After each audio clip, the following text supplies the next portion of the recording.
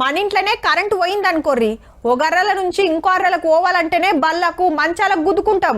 అసొంటిది అసలు కంటి చూపే మొత్తానికే లేనోళ్ళ పరిస్థితి. అడుగు బయట పెట్టాలంటే ఒకళ్ళు తోడు ఉండాల్సిందే. దినాం చూస్తూనే ఉంటాం, ఒకళ్ళు ముందుగాల నడుస్తుంటే వాళ్ళని పట్టుకొని పోవుడు, లేదంటే స్టిక్ పట్టుకొనో నడుస్తుంటారు. వాళ్ళు సుత తీరు కొలువులు చేస్తున్నారు ఈ నడుమ. వాళ్ళకంటే గీ కాక గింత సుత తక్కువ కాదుల్లా.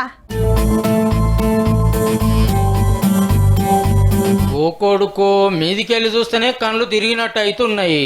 ఏం తక్కువ 18 గొల్లల లోతుండే బాయిలకు అల్కగా దిగుతుండు కాక. లోపలికి పోయిండు, బాయిలకు దుంకిండు, పైపును జగబెట్టిండు, చెలో మీదికి ఎక్కుతూనే ఉన్నాడు.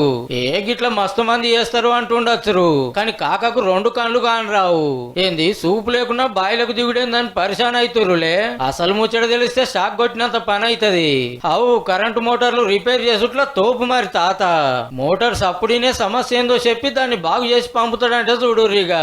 మోటార్ కాడ పోయి కూసున్నా అంటే ముందడి బేరింగ్ పోయిందా, వెనక బేరింగ్ పోయిందా, వెనక ప్యాన్ ఊడిపోయిందా, అందులో రాళ్ళు తట్టినాయా, కిందికి వెళ్ళొచ్చి అనేది ఏర్పాటు చేసి నేను అదే అట్నే ఇప్పి అగో చెరులో గల మోటార్ ఖరాబ్ అయితే దెబ్బ ఎట్లా రిపేర్ చేస్తున్నాడో. హన్మకొండ జిల్లా మాణిక్యపూర్లో ఉండే కాక పేరు రాజయ్య. 4 ఏళ్ళు ఉన్నప్పుడు వాళ్ళ అమ్మనే నాటు వైద్యం చేస్తే కంటి చూపు పోయింది. బిచ్చం ఎత్తుకొని బతుకుమని నాయన సలహా ఇస్తే చెల్ నలుగుట్ల తలకాయ ఎత్తుకొని బతకాలి అని తనలాడేదట. ఓ లైన్ మెన్ పుణ్యం అని ఇట్లా మోటార్ రిపేర్ పని నేర్చుకున్నాడు. ఊర్లో ఎవల మోటార్ ఖరాబ్ అయినా కాక పోవాల్సిందే. వ్యవసాయం సీజన్ లో గింత రికా ఉండదు.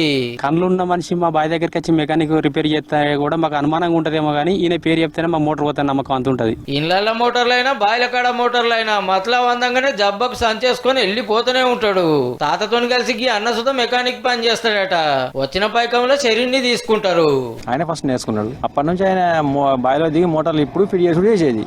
ఆ తర్వాత నేను దోస్త్ అయినాక నేను వైండింగ్ చేసుడు, ఆయన బాయిలో దిగి ఫిట్ చేయడం ఇక్కడ ఆయన పని. ఇంటికాడనే వైండింగ్ చేసి ఆయనకి ఇస్తే ఆయన పోయి బాయి నడిపించి ఇచ్చేస్తాడు. ఇంట్లో వంట సుత కాకనే వండుకుంటాడు.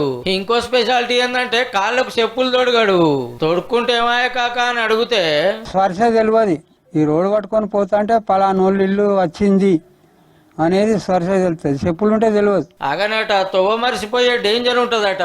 ఏండ్ల కమానం తిరుగుతున్న జాగాయే ఇంచు తెలుసు అన్నట్టు. కానీ సూపు లేకున్నా తాతను చూసి సూపున్నోళ్ళు నేర్చుకునేది శాన్యం ఉన్నది అన్నట్టు. తాత మంచి కళాకారుడుల్లో ఆఖరిలో పాట పాడతాడు ఇనూరిగా.